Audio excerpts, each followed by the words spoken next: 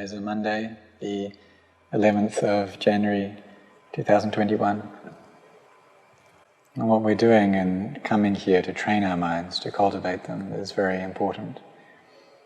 Because the nature of the mind is that when it receives any sense impression, then ignorance or delusion arises very easily. That this ignorance is a strong habit of our minds. And all of the sense impressions that our minds experience within just the space of one day are very many. And then following this, there's a huge number of times when this feeling of self arises as well. So just within the space of one lifetime, we are born and we die many, many times. That this happens countless times just within one life, that there's birth and death. And when we are aware of any sensation, then delusion with regards to that sensation arises. If it's a sensation that is conducive to liking or to attraction, then the mind becomes attracted. If it's conducive to aversion, then the mind becomes averse. But the thing is that we don't will for our minds to become attracted or averse. We don't want for them to become chaotic, but this liking and disliking, attraction, aversion stirs up the mind. And then all of these feelings of anger, of hate, of love, of jealousy, they come up in the heart as well. And so when we experience a sensation in the mind, if we don't understand it or know it in time, then there's always a sense of self that arises alongside it. And then we start to compare ourselves to others. Maybe we think that we're better than others. Conceit arises about this. Or we're the same, or we're lower than others. We see others who we believe are to be better than us. And jealousy can come up in our hearts, that we're not pleased in the success of other people. And it's natural for the mind that has had avidya, ignorance, and the kilesas, defilements, training it for a long time to be this way. So we need to train the mind, but this also takes time for us to do so. It's not something that happens instantly. It does take time. And if we look in lines with reality, we see that there's no people there, there's no being, there's no self, there's no other. And when there's no self, then there's no higher or equal or lower. Everything is emptiness because it's all not self. These bodies are just a collection of elements, these four elements. There's no self to it. And the mind doesn't have a true self there either. It's just a Dhamma element. So really there's nothing at all. There's just emptiness. And when we see things in this light, then there's no comparison between self and others. We see that the people who come into this world, they experience the loka dhammas, these worldly winds, to different degrees.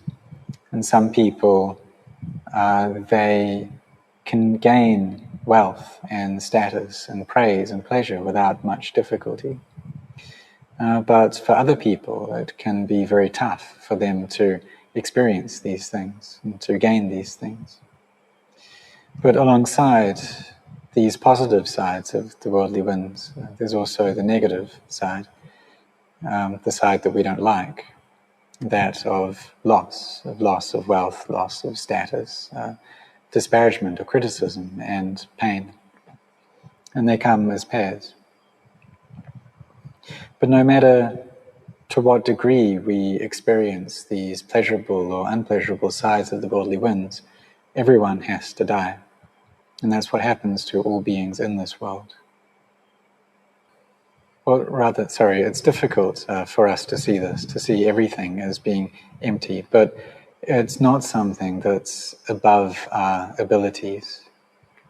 When we put in our effort, when we're really sincere to practice, then wisdom can arise within our own hearts, and we can see clearly into the truth. So if we're talking about merit and about skillfulness, these are things which we can develop. And sometimes in our lives there are hindrances to the development of merit. Maybe it's difficult for us to travel, both inside our own country and overseas as well. And this can give us barriers. But really it's not difficult for us to develop goodness, to develop merit within our own minds, because it's possible for the mind to develop merit. And just like when we determine to take on the precepts, this already is a form of merit. Or we're chanting, or sincere in our meditation practice. This is us training our minds to be peaceful, and it's a very high form of merit. These are forms of merit that we can create in our body, through our speech, in our mind as well. And for those people who are wise, it's not difficult for them to create merit. We see that nowadays we can receive a lot of knowledge, a lot of information through social media. And perhaps we notice that other people have received a lot of good things in their lives. And we can respond by saying sadhu and anumodana, that we are happy for them. When we see people who have met with success, then we feel pleased. And this is what we call the mudita citta, the mind that has this sympathetic joy within it. Other people gain wealth, they gain status, they gain praise, they gain happiness, then we feel pleased for them as well. And this is a bit different from anumodana. Giving anumodana is when we see others do goodness, when we see them being generous or being moral, helping out society, then in those cases, we give our anumodana for their actions of goodness. But when those actions of goodness, when that developing of parami gets results for those people, when they experience the good results of that, then we feel pleased for them as well. When they gain wealth, when they gain position, when they gain happiness through success in their studies or in their work, then we feel pleased for them, and this is mudita. And mudita is the benign heart. So we feel pleased in the goodness in the lives of others. We have kindness for them, we have compassion for them, and we also have this mudita. So mudita is one of the Brahma Viharas, the 4 Brahma Viharas. And it's something that we can take up as a meditation object and develop intentionally. So metta is the wish for beings to be happy. Karuna is the wish for them to be free from suffering. And mudita is finding joy in the success of other people and the happiness of them, and wishing for them not to be separated from that. You wish that the gain that they experience, the status that they have, the praise that they get, the happiness they have, that they're always with that they're not separated from the ones that they, or the things that they love or enjoy.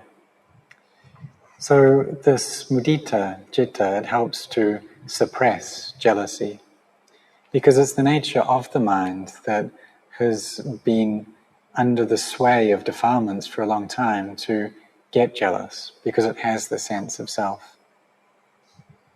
And so we see that goodness is something that we can develop easily, even during times of crisis like we're in now, this crisis of the pandemic, and economic crisis as well. Or whenever we see other people succeeding, then we can create goodness through finding joy in their success. There may be some countries gain a vaccine against COVID, and we can feel happy for them. That just as we would be happy if we gain that vaccine, so when we see them have it, then we're happy for them. Whenever people succeed, then we feel happy for them as though we have succeeded as well. To reflect that those people who gain this vaccine, they don't have to have a fear from this illness anymore, that they have the good fortune to have gotten this. So this is a way that we can develop this mudita and goodness in this present age. For those who are going through difficult times, we wish them to be freed from that hardship, to not meet with illness, to not meet with any harm. And by doing this, we're developing goodness in our own hearts.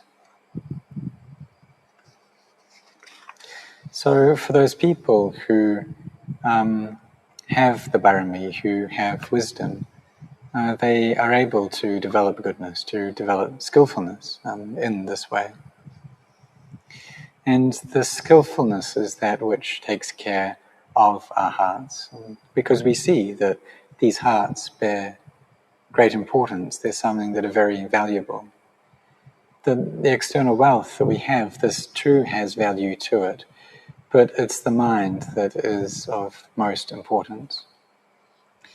And we understand that if our minds are ruined, then everything outside of us becomes ruined as well. So we need to be very cautious around them. We need to take good care of them. We need to try to develop these minds, to develop mindfulness, this recollection, sati, and also sampajanya, this clear comprehension or an all-around knowing. So what we're doing when we meditate, when we bring our minds to a kammatthana, a meditation object, is training our minds to become peaceful. And this is a skillful act. It's something that has a lot of goodness in doing this. So just like how when we gain wealth, we gain status, etc., we need our wisdom to care for that. So we also need wisdom to care for the merit that we have. Because if we don't have wisdom, then when we gain good things, there'll be a fear of losing them. We engage in this practice for the purpose of understanding the truth of sankharas, of conditioned phenomena. We understand how they are, and we gain a clear view of them. We know the reality of them. And in doing this, we see the Dhamma. And really, the Dhamma is something that is open and revealed already. And this nature of inconstancy, of arising and ceasing, it's all around us. But why is it that the mind doesn't see it? What's the reason? What's covering over our minds? It's this delusion, it's darkness, this nature of not knowing, which gives rise to attachment. The mind comes to this body and it attaches, it clings to it, taking this thing as really being my possession. And we think that we don't want for this body to meet with any damage, with any danger. So when we reflect upon this, we can think kind of consciously these thoughts, that this body is not mine, it's not really me. But those thoughts, they're not able to destroy the ignorance that we have. We can understand in this way at the time that we're thinking those thoughts, but when we experience a sight or a sound or a smell, odor, a taste or tactile sensation, or there's a thought that arises in the mind, then we'll get pulled into delusion once again. So we need to establish our awareness firmly here in the present moment and be studying this present moment here, gain knowledge right here. So really try our best to do this. If we look well, we'll see that all things are empty, and sometimes we really can come to an understanding of this. And this is the path that takes us to seeing the Dhamma. We need to build up our wisdom first. And initially we do this through our thoughts. We think that this body is just a collection of elements. It's not self. It's something that comes together temporarily and then it disbands. So we think in this way to gain a degree of understanding, a certain level of wisdom. But when we meet with a sense impression, then a sense of self arises once again. So we tell ourselves this is actually not self. And when we do this, the heart feels at ease. If, as we're thinking, the mind just becomes more and more unsettled, it becomes more dispersed, then we need to stop doing that and come back to our meditation objects, knowing the breath as it comes and leaves. And through doing this, the mind should become peaceful, become still, and then we can go contemplating and thinking anew. So we contemplate in order to bring about peace, to bring about an inner sense of comfort and ease, to see that there's no true self, and this will reduce the conceit that we have. So when we have goodness, we'll also be well established in Sila Dhamma as well, in our virtue. And we see that we are established in this. And it can be difficult to find people who have a decent sense of morality. But it's also possible that we become attached to our own goodness. And this is a feeling that can be quite deep in our hearts. But it's something that we shouldn't worry about, because it's natural that we gain these feelings, because we're someone who's still practicing, we're still walking on this path. So there's going to be attachment to these things. That there's a sense of conceit, and that's just something that's natural. But it's also something that arises and ceases in the mind. It's something that's not self. So we should put it down. As we carry on doing this, we carry on training in this way, then whatever arises in the mind, we tell ourselves it's not sure, it's inconstant. We contemplate all of the sense impressions that we experience in our hearts, and we have mindfulness there looking right at our own minds. Whatever feeling arises, any emotion, it's not sure, it's unstable. If we like something, that's unsure. If we don't, that's unsure. If we love or we hate, that's unsure, it's unstable. When we train our minds in this way, they'll become peaceful, they'll become comfortable. And this is how we use mindfulness, to look right at the mind. We try to gain a clear insight that these things arise and cease. And any thoughts or any proliferation that occurs, then we know what's happening. We're up to speed with that, we're on top of it. And we know that it's not correct, that these proliferations, they're not true. And here is wisdom arising, this insight into the Dhamma. We contemplate into the body, we separate the body out for the purpose of gaining a clear understanding of it. And then when the mind starts to proliferate again, we're on top of that, we know that as it's happening, and know that really these proliferations are not true. And we see that any thoughts of conceit are not self. It's just the nature of a mind that is caught in this realm of self to believe in them and to come up with them. But when we see that these thoughts are not self, then in doing that we see the Dhamma arise within our own hearts. So we try and train ourselves in this manner to do this continuously, to always be cultivating and giving rise to merit. And this can take us to seeing the Dhamma, to attaining to the Dhamma. It's possible for us to do that.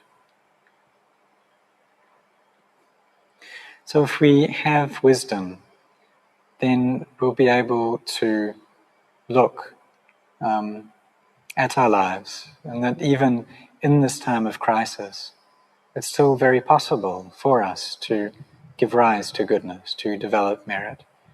So we shouldn't become discouraged or disheartened, but rather really put in our efforts to try to see the danger in the cycle of samsara, to see that this body is the residence of illnesses, bacteria, viruses, that if we didn't have a body, then it's impossible for sickness to arise within it.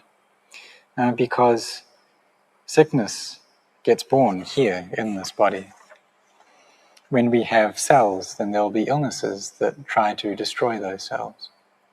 But the mind wants for the body to stay strong, to not get destroyed, because this is the place where the mind resides.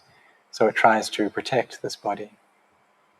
But whatever we do, this body is going to have to deteriorate, it's going to have to break apart, following its own time frame. So we should contemplate into this to see it as Dhamma.